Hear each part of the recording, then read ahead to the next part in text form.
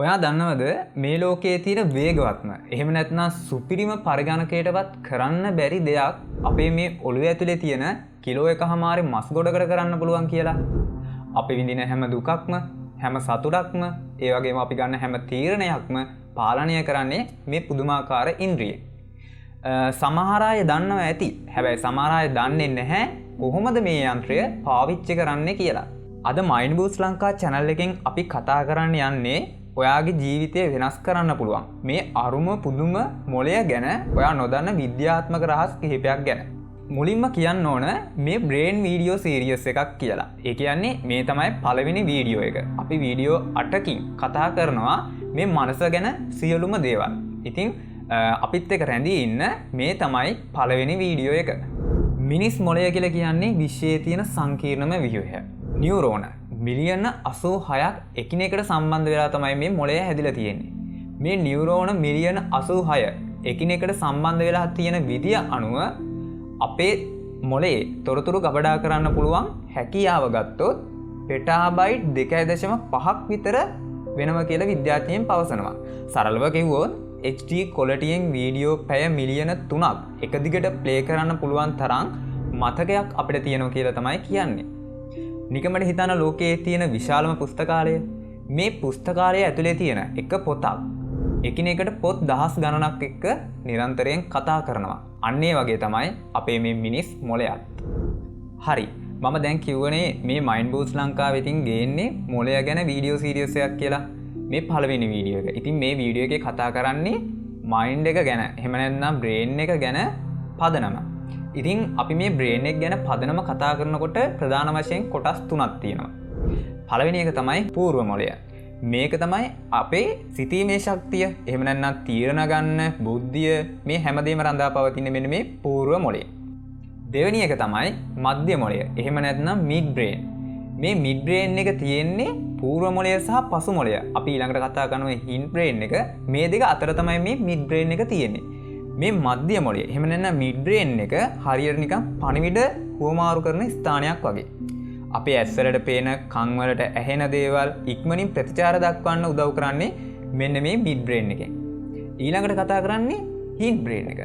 මොකද මේ හින් බ්‍රේන් එක? හින් බ්‍රේන් එක කියලා කියන්නේ ඔයාලා දන්නවා පසු මොළය. එහෙම නැත්නම් අපි මේ පිටිපස්සේ තියෙන මොළය.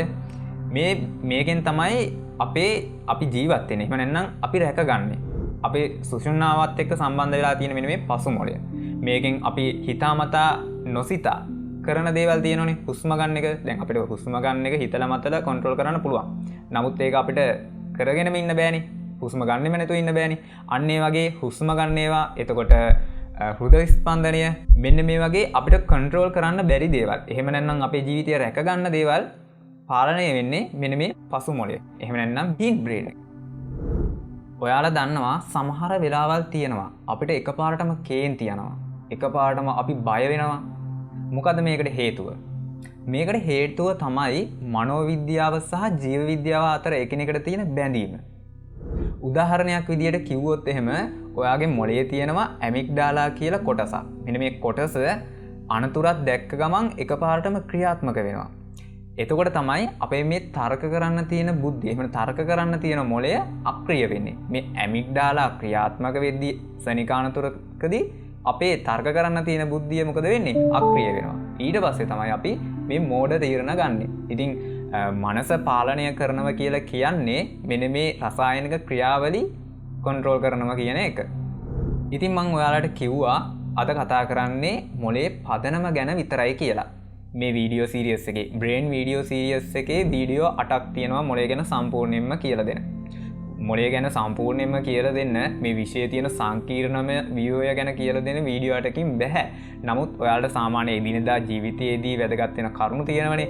ඒ කියන්නේ සමහර වෙන චැලෙන්ජස් තියෙනවා. මේ දේවල් වලට මුහුණ දෙන්න අපි සාමාන්‍යයෙන් අපේ මොළයට දාගන්න ඕන අයිඩියා එකක් තියෙනවා. මෙන්න මේ අයිඩියා එක ගැන මේ වීඩියෝ එකෙන් අපිට කතා කරගන්න පුළුවන්. ඉතින් මේ තමයි මොළය ගැන තීච්ච පදනම ගැන කතා කරපු වීඩියෝ එක.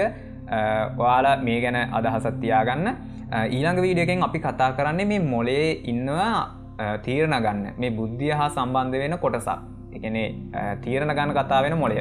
ඉතින් මෙන්න මේ ගැන තමයි ඊළඟ වීඩියෝ එකෙන් කතා කරන්නේ. channel එක subscribe කරලා තියාගන්න. එතකම් මම ඔයාලට පොඩි challenge එකක් දෙන්නම්. ඔයාලා අද මොනවම හරි තීරණයක් ගන්න ඇති. මේ තීරණය ගත්තේ හැඟීමෙන්ද එහෙම නැත්නම් ඔයා බුද්ධියෙන්ද කියලා පොඩ්ඩක් හිතලා බලලා ඒ ගැන අනිවාර්යයෙන්ම කමෙන්ට් එකක් දෙන්න. ඒ වගේම කියන්න ඕන මේ වීඩියෝ 8 අවසන් වුණාට පස්සේ, ඒ කියන්නේ මේ වීඩියෝ 8 ඉවර වුණාට පස්සේ ඔයාලට බ්‍රේන් එක කියන්නේ අලුත් අත්දැකීම් තියෙනවා. අපිට මේ මොලෙන් ගන්න අලුත් අත්දැකීම් තියෙනවා. දැන් හැම කෙනාටම පොදු නෑ මේ එන චැලෙන්ජස්. සාමාන්‍යයෙන් දිනදා ජීවිතයේදී අපේ ගුරුවරු එහෙම නැත්නම් දෙමව්පියෝ අපිට කියන මෙන්න මේ වගේ දේවල් එන්න පුළුවන්, ඒ වගේ දේවල් කරන්න කියලා. ඒ වගේ තැන්වලදී මේ වගේ මුහුණ දෙන්න කියලා. නමුත් හැම මිනිස්සෙක්ටම මේ දේවල් පොදු නෑ. ඒ කියන්නේ පොදු නෑ. එහෙම නැත්නම් හැම කෙනාටම මේ චැලෙන්ජස් එන්න නැති වෙන්න පුළුවන්. ආවත් සමහර අයට ඊට වඩා වෙනස් චැලෙන්ජස් එන්න පුළුවන්. ඉතින් මෙන්න මේ IQ කියන එක නැත්නම් මේ චැලෙන්ජස් වලට මුහුණ දෙන්න බෑ. ඉතින් මේ වීඩියෝ සීරීස් එක ඉවරුනාට පස්සේ අලුත් දෙයක් ඔයාගේ ජීවිතයට ආවොත් ඒක කොහොමද තර්ක කරලා අපේ IQ එකෙන් මුහුණ දෙන්නේ කියලා අනිවාර්යෙන්ම අපි දැනගන්න ඕන. ඉතින් මේ IQ කියන එක හදාගන්නත් මේ වීඩියෝ සීරීස් එක ඉවරුනාට පස්සේ අලුත් වීඩියෝ සීරීස් එකක් ගේනවා. channel එක subscribe කරලා තියාගන්න. එහෙනම් අපි ඊළඟ වීඩියෝ එකෙන් හමු වෙමු.